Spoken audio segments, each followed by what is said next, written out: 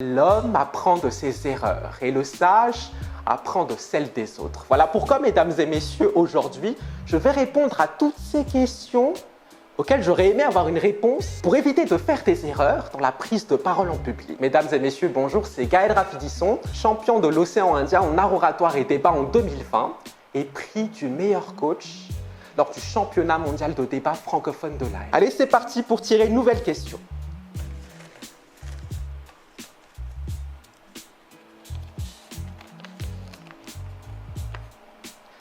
Ok, super.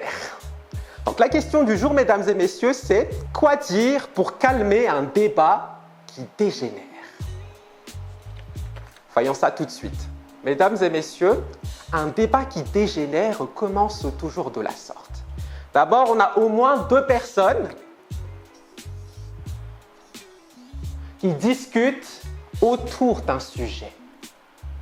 Donc là où ça commence à débattre, c'est lorsque la première personne elle défend une première idée qui va devenir le contraire de ce que pense la deuxième personne qui va elle aussi partager son idée. Et là où ça commence à débattre, c'est lorsqu'ils échangent les raisons pour expliquer pourquoi la première personne qui défend A dit que A est vrai, bon et juste. Et là, elle aura tendance à vouloir dire que l'autre personne, son idée n'est pas valable. Et inversement.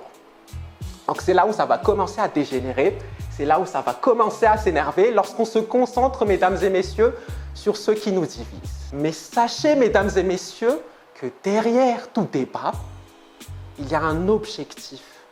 Et que si l'on discute, si l'on échange des opinions, c'est parce qu'il y a quelque chose que nous souhaitons bâtir. Et là, si l'on souhaite éviter que ce débat ne dégénère et ne devienne que des attaques personnelles, il faudrait d'abord intégrer cette discussion dans un champ plus large, sortir de la simple confrontation entre l'idée A et l'idée B et revenir sur le véritable objectif, ce que l'on recherche à construire.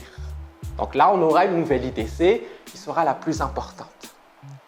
Et là, pour faire en sorte que ce débat ne dégénère pas, soit l'une des deux personnes va rappeler cet objectif-là, qui est ce qu'on souhaite construire, ce qu'on souhaite bâtir à travers cette discussion, soit une autre personne va intervenir en tant que modérateur pour dire que c'est sur cette thématique-là, sur ce sujet-là qu'il faut qu'on se concentre.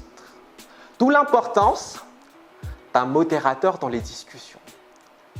Donc là, à partir de maintenant, à chaque fois que vous commencez à débattre avec quelqu'un, sachez trouver le véritable point de la discussion, le véritable objectif, la solution qu'on recherche, ce qu'on souhaite bâtir, ce qu'on souhaite construire, vers où on souhaite avancer. Et si votre débat ne mène pas forcément à une discussion qui rapporte quelque chose de constructif, une solution, un modèle, un changement, sachez aussi que ce n'est plus la peine de débattre. Merci beaucoup, mesdames et messieurs. On se retrouve très vite pour une nouvelle question de rhétorique et d'art oratoire.